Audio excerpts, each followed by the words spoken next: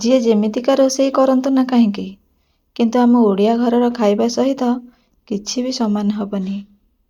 ସେ ଶାଗ ଭଜା ହେଉ କି ବଡ଼ିଚୁରା କି ବାଇଗଣ ଭର୍ତ୍ତା, ଆମ ଓଡ଼ିଆ ଘରର ଖାଇବା ସବୁଠୁ ନିଆରା, ସବୁଠୁ ଅଲଗା।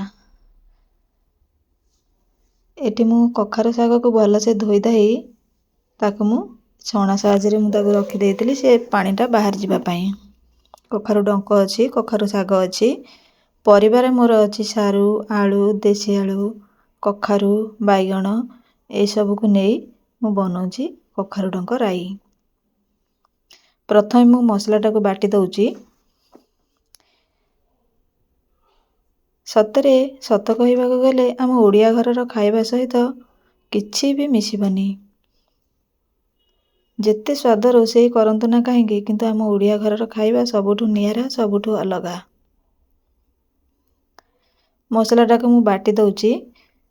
ଆ ଭିତରେ ମୁଁ ଶାଗଟାକୁ ମଧ୍ୟ ଯାହା ବି ଏକ୍ସଟ୍ରା ପାଣି ଥିବ ଏମିତି ଭାଜିଦେଲେ ତାର ସେ ପାଣିଟା ମରିଯିବ।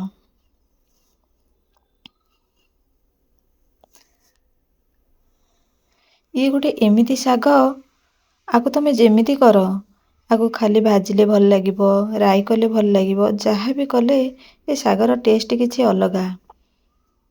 ଆଉ ତା ସହିତ ପୁଣି ବଡ଼ି ପକେଇକିରି ଯଦି ରାନ୍ଧିବେ ଆହୁରି ଟେଷ୍ଟ ମଧ୍ୟ ବଢ଼ିଯିବ। ଆପଣମାନେ ତ ଘରେ ଏମିତି ବନେଇକିରି ଖାଉଥିବେ, ତାର ଟେଷ୍ଟ କ'ଣ ଜାଣୁଥିବେ। ମୁଁ ଆଉ କ'ଣ ଅଧିକା କହିବି। ବଡ଼ିଟା ମୁଁ ଭାଜି ସାରିଲାଣି। ସେଇ ସେମ୍ କଡ଼େଇରେ ମୁଁ ପରିବାଟାକୁ ପକେଇ ଦେଉଛି। କେଉଁମାନଙ୍କୁ ଶାଗ ଖାଇବାକୁ ଭଲ ଲାଗେ, ଆଉ ଆମ ଓଡ଼ିଆମାନଙ୍କର ତ ଶାଗ ବେଶୀ ପ୍ରିୟ, କିନ୍ତୁ ଏମିତି ଅଛନ୍ତି ପ୍ରାୟ କାହାକୁ ଭଲ ବି ଲାଗିନଥାଏ।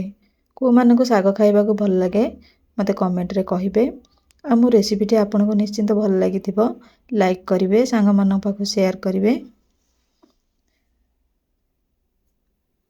ମୋ ଭିଡ଼ିଓରେ କେଉଁମାନେ ଓଡ଼ିଆ ଅଛନ୍ତି ମୋତେ କମେଣ୍ଟରେ ଜଣାଇବେ। ମସଲାଟା ମୋର ଭଲସେ କଷି ହେଇଗଲାଣି। କିଛି ବି ମସଲା ନାହିଁ, ଆମ ଘରେ ଯାହା ବି ଯେମିତି ସବୁ ପରିବା ମସଲା ଥିଲା ମୁଁ ସେଇ ସବୁ ମସଲା ପକେଇକି ରାନ୍ଧିଛି। ତରକାରୀଟା ଏତେ ବଢ଼ିଆ ହେଇଥିଲା, ସତରେ ନିଜେ ଖାଇକି ବହୁତ ଖୁସି ବି ଲାଗିଲା। ଅନ୍ୟମାନେ ବି ଖାଇକି ସମସ୍ତେ ଭଲ ଲାଗିଲା ବୋଲି କହିଲେ। ବୁଟ ଡାଲି ବି ତା ସହିତ, ଯାହା ବି ମୁଁ ଏଠି ପକେଇଛି କିଛି ବି ସ୍କିପ୍ କରିବେନି, ସବୁ ପକେଇବେ। କିନ୍ତୁ ଟେଷ୍ଟ ସତରେ ବହୁତ ବଢ଼ିଆ ଲାଗିବ। ଭଲସେ କଷି ହେଇଗଲାଣି, ମୁଁ ତାକୁ ସିଝିବା ପାଇଁ ଛାଡ଼ି ଦେଉଛି।